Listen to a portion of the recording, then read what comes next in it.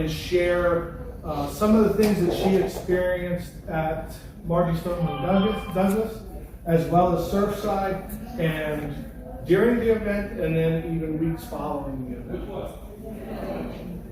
If you just click down one, go to your next slide. All right. The first question that I'm always asked is, we would never, ever allow our CERT team to respond to an active shooter event. That's what we're trained in CERT.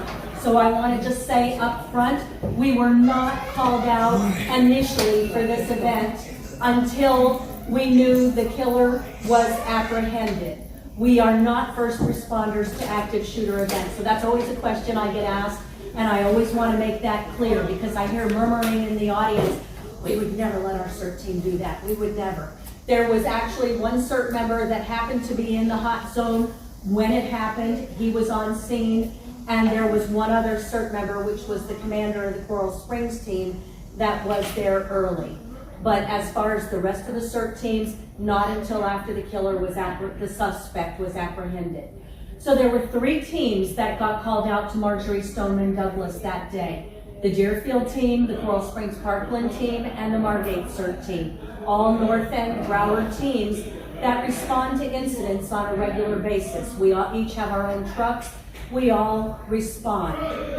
So that day I get the call from the Coral Springs commander, and I already knew there was an incident going on, and his words are, "Can you roll?" I said, "Yep, already got the truck loaded." So we knew it was coming, it was just a matter of when. So went out to Coral Spring Parkland, they told us how to approach the incident. We pull up. Well, as I'm pulling up, and you're gonna see the 3 myths that John just spoke about, I'll fit all 3 of these myths.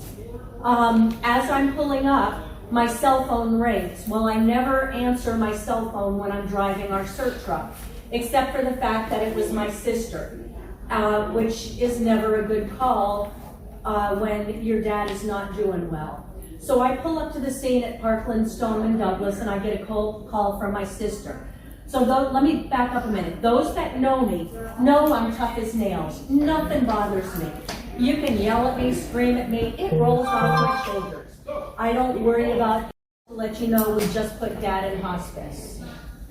All right, this is what I need right after who knows how many people are just killed at this point. So all right. I know it was coming. I wasn't surprised that he was being put in hospice. Just the timing of it was bad. So, all right, I'm pulling up on an active shooter incident. My dad is being put on hospice. I get out of the truck. So we've got two tragedies. The Stoneman Douglas tragedy, number one. My dad is put in hospice. I get out of the CERT truck and I'm approached by the Coral Springs commander. And he knows I am an avid picture taker. So he says, Carol, I know you like to take pictures. I need you to be careful. See that blue tent right next to your CERT truck? I said, yeah. He goes, don't take a picture of that truck or that tent. Okay, I'm intrigued. Why not take a picture of that tent? It's a field morgue and there's a dead body under it. It's like, okay. So now I'm real careful of what I'm taking pictures of. It's a crime scene. So, all right. So that's the three things that happened. Stoneman Douglas shooting, 17 people lost their lives. My dad's put in hospice and there's a dead body right next to me. All right, we did what we were there to do. We handed out water, we served food, we took care of the responders. There was about 500 people on scene, plus there was a family reunification center set up at one of the local hotels. We did what we thought. I never thought twice about it. I served food, I handed out water, cleaned tables. Every agency imaginable was there. If they had a letter on their shirt, FBI, DEA, Fish and Wildlife, I mean, if it was an agency, they were on scene. They looked at our shirts, which said CERT, and it's like, what the heck is CERT? Well, every agency on scene by the end of the day knew what CERT was. So, at the end of as the incident was winding down for us, we were mandatory to go to the initial debriefing. Well, what's that? CERT's never been, our CERT teams in North Broward have never been through an initial debriefing. So we were told we needed to report to the city center. Well, we get to the city center and there's crisis counselors from all over the state there, including counselors that were there at the Pulse nightclub shootings. And we sat in a room with a couple hundred people. And different chiefs got up and spoke, different counselors got up and spoke and said, listen, I know many of you have students that go to this high school. If you need to take the rest of the shift off of work, whether you're a dispatcher or a firefighter, paramedic, feel free to go home. It's not going to be held against you. And if you need anything, we've got counselors. Just call your chief and we'll set up counseling sessions. Okay, fine. At this point, I'm still fine and dandy. It's like, yeah, I served food. I poured water. I don't need crisis counseling. But we were mandatory to be there, so like with little CERT members, we went there. About a couple days later, I don't even remember how many days later, I get a call. It's we're asking that everyone on scene goes to a counseling session. And this is where it's going to be held. It's like, okay, I don't need counseling. I'm tough as nails. I served food, I poured water. I don't need counseling. There's nothing wrong with me. But because I'm asking my team to go, as a leader, I have to set a good example. So I go to counseling. John happened to be the counselor for that first session. So everyone's going around the room, and what in these counseling sessions, what stays in the room, what's said in there stays in the room. Nobody can talk about anything. And everyone's going around sharing their personal stories, and feelings started coming out in me that I didn't even know I had. And I'm like, oh my gosh, this incident is affecting me. I didn't even know it was affecting me. And by the end of the session, I'm like, oh my gosh, I'm glad I'm there. And as a CERT program manager, I learned something that day. There were individuals that were not at the Stoneman Douglas shooting that came to the counseling session. Why? Because they had tremendous guilt that they were working that day. They couldn't run out of work and respond. They felt worse not being there than some of us felt that were there at the incident. So it's important, if your team is ever involved in something like that, that you invite everyone, whether they were there or not. So then we have a second counseling session, and different people were there, some of the same. Again, I mandatoried my team, so I had to be there. And it's like, you know what, I need to go for a second session. And again, it was a different counselor, but he brought out different feelings. So that was, a good thing that we all went. But it taught us a lesson that you really need this type of peer-to-peer counseling session. HSI, I have, Homeland Security, I imagine, Joint Terrorism Task Force. This is just some of us from the local teams, Margate, Coral Springs, myself on the left. We managed to get, some pictures taken. I had to be very careful what pictures were taken. So that was Stoneman Douglas. Then most recently was Surfside. I responded with some others to the Surfside building collapse. Annette and Ray in the back were there with me. However, it was not an official CERT response, although many CERT members were on scene through other agencies that they were involved with. We got requested from Miami-Dade with another group that I'm involved with to respond to Surfside.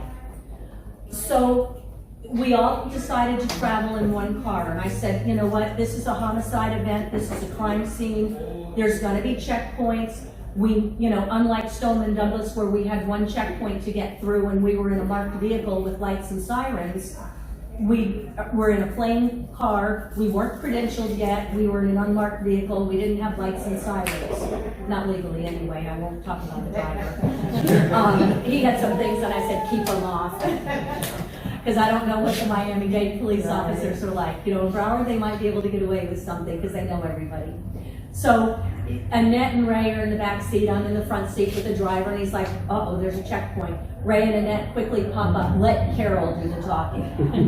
So we get to our first checkpoint. They know I have a big mouth. I talk to the police officer, I get us through the first checkpoint, and the driver's like, yeah, I wouldn't have known what to say. So now and that checkpoint was like a mile away from the scene. We get to the second checkpoint, same thing, let Carol talk. I got us through 4 checkpoints. Now, if anybody knows the areas along Miami Beach, Broward beaches, is there parking? No. No, there's never parking on the beaches. The condos have their garages underneath. There's wall-to-wall condos, no parking. So I go to the last police officer, I said, we're from Broward, we're working the graveyard shift tonight, where do we park? He's like, I don't know. I said, I see a parking spot in that lot. It was the police officer's lot.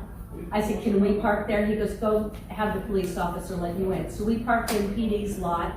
And then I said, where do we go to get credentialed? We had to walk a half a mile or so down the road to get credentialed. For about a mile down the road were agency vehicles lined up, both sides of the street, plus side streets. Merritt was there with a whole hotel room. They were doing all the credentialing. They were very surprised when we got to the first credentialing checkpoint just to get signed in and get our name tags like Subha's doing with National CERT. We get our name tags, and I pulled out my phone, pulled up the Merritt app. I said, where do I, do you want to scan my QR code? The guy looks at me. He goes, you're familiar? He took my phone. He goes, what is this? And he goes, oh, you have the Merritt app? And he's scrolling down. He goes, wow, you've got a lot of Merritts. I said, yes, I love Merritt. So that was the first surprise. So we get credentialed, we get our lanyards with our name tags. Now we go to the next, we find out where are we supposed to be. We're supposed to be all the way down there, yes? No, that was a 5-minute warning. Oh, 5-minute warning. I thought you were saying hi. I'll talk quick. So we get down to the next checkpoint, and our credentials don't get us through. Why? Because we need to get into the hot zone. Where we needed to go was right in front of the pile that you all heard about on the news. So we get in there, we do our shift. And again, there was the therapy dogs, there was the crisis counselors. We could see the guys coming off of the pile, which you have a big condo collapse and slide, and there's dead bodies, and they're pulling out pieces of bones, and they're GPSing it and photographing everything meticulously so PD can finish their homicide investigation. And the guys are coming off the pile, and even though I was in food service and I wasn't on top of the pile, I couldn't smell anything. I have bad sinuses anyway, but the guys coming off the pile, you could see the stress in their thing. John was on scene, he'll talk more about that in his portion. There was all sorts of therapy dogs there and all of that. We did try to get CERT activated. I was working with somebody at Miami-Dade EOC, but it was just too difficult a situation to get CERT members in unless they came into in a marked vehicle, all as a group. So that was Surfside, but we did manage down here, and I think there's a laser pointer here. This is a search team from Mexico. We did get to do a virtual webinar with them, and they told us their experiences throughout the world of their search and rescue team, and we did manage to get them in a classroom with less than 24 hours notice. We had over 50 CERT members from all around Broward come to see them do a presentation. Chino, I think they do things way differently in Mexico. We're inside a police station, and Chino's like, yeah, when we want to do some stress relief, you just get out that big old, what do you call it in marijuana? Joint, thank you. You can tell I'm a druggie. And he goes, you just go, well, his handler says, Chino, look. He's like, what? You're in a police station. So this is Surfside. We had a refrigerated truck. All the guys came to eat and relax. This is just inside the food tent. And this is just one of the urban search and rescue teams that was down from New Jersey. And aside from Surfside, I forgot about Mexico City, and then one sentence and I'm done. Or do I have 3 more minutes? I deployed to Panama City after Michael. I was driving a 30-foot truck which was filled with pallets of food, and people were coming to load up their cars with food and take it home. Well, in that area where we were in, they're not very well-to-do people. Most of them live in mobile homes, drive old dilapidated cars. You can tell their health care is not where it needs to be. Most of them are missing teeth or have black teeth. So it was a very low area. But they'd come in a neighbor's car looking for a box of food. We were given two boxes for a person.